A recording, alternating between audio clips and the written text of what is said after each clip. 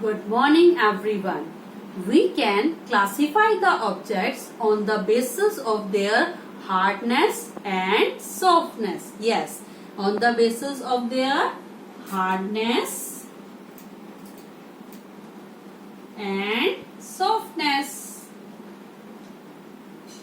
Sometimes when we just take any material, any object in our hand and try to compress it, we can't. For example, we can't compress the material, this pen, we can't bend or we can't scratch. So those materials which are difficult to compress, to bend and to scratch, these materials are known as hard materials, just like a piece of a wood or iron metal.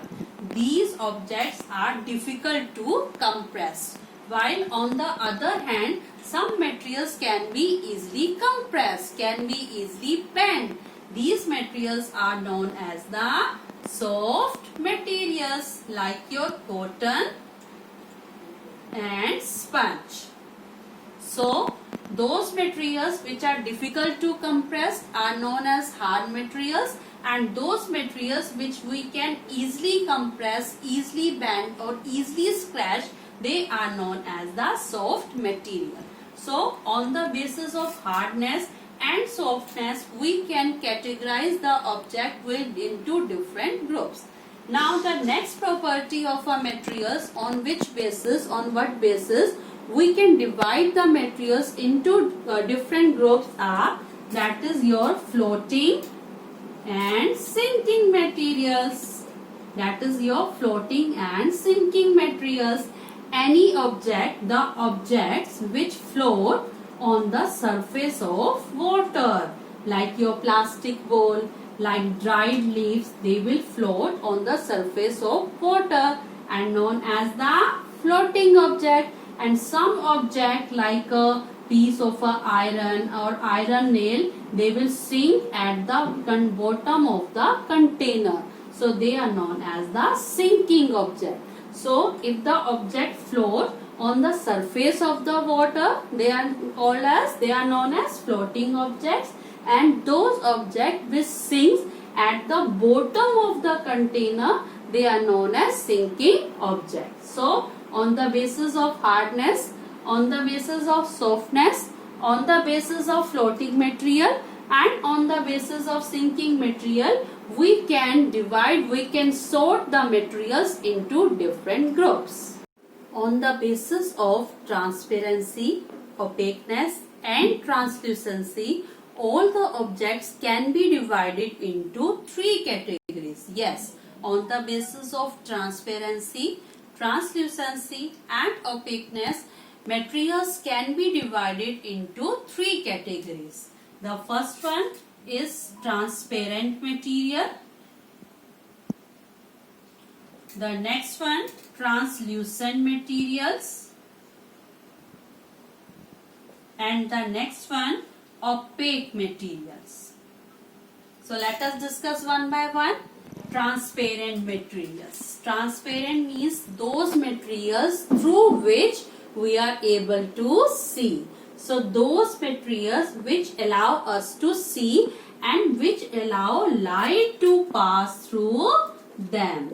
So those materials are known as the transparent materials. Like your air is a transparent material, water is a transparent material, or you can say a piece of a glass is a transparent material.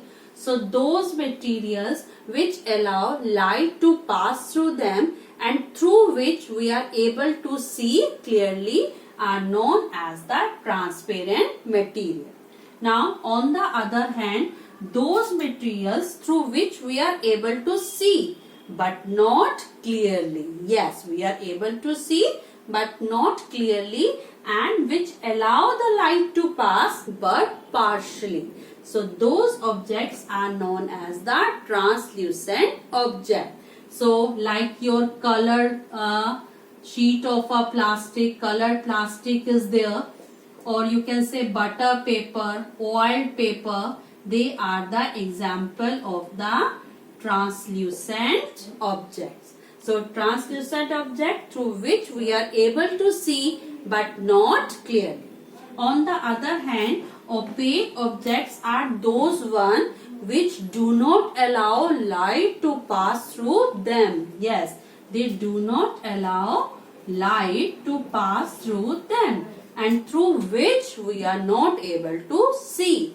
Through which we are not able to see. For example, a piece of a wood, a wall, or a book.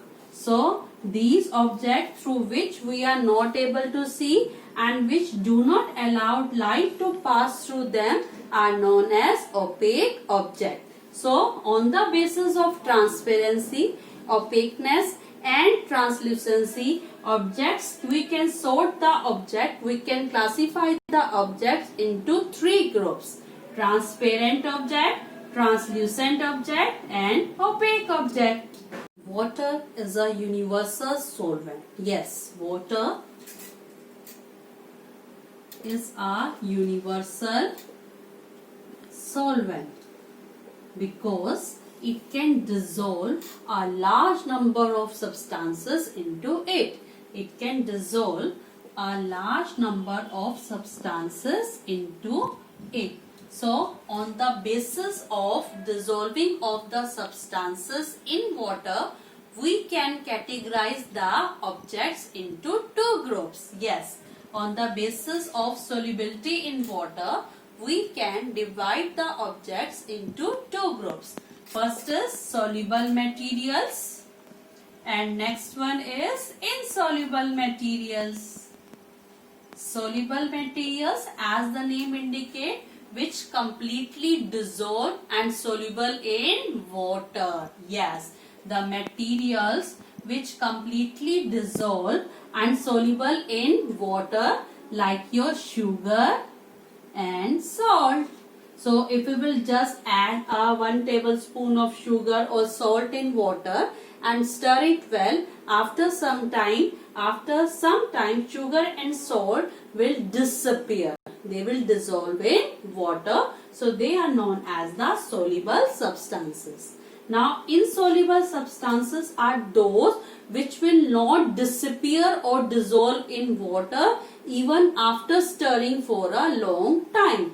For example, if we will take a beaker half filled with water and add half tablespoon of soil or half tablespoon of chalk powder, even after stirring for a long time, we are able to see soil and chalk powder in water. They will not disappear in water, so they are known as the insoluble object. So, on the basis of solubility, there are two types of objects: soluble objects and insoluble objects. Some gases are also soluble in water. Do you know? Yes, some gases are also soluble in water and some gases are also insoluble in water. For example, oxygen and carbon dioxide. They are water soluble gases. They are water soluble gases. And do you know these gases are important for the survival of aquatic plants and animals. They are important for the survival of aquatic plants and animals. Oxygen is must for the process of respiration and carbon dioxide gas is must for the process of photosynthesis, which is done by the green plants. Some of the gases like nitrogen and methane, they are not dissolved in water. So on the basis of solubility, we can categorize the object into two categories: soluble as well as insoluble.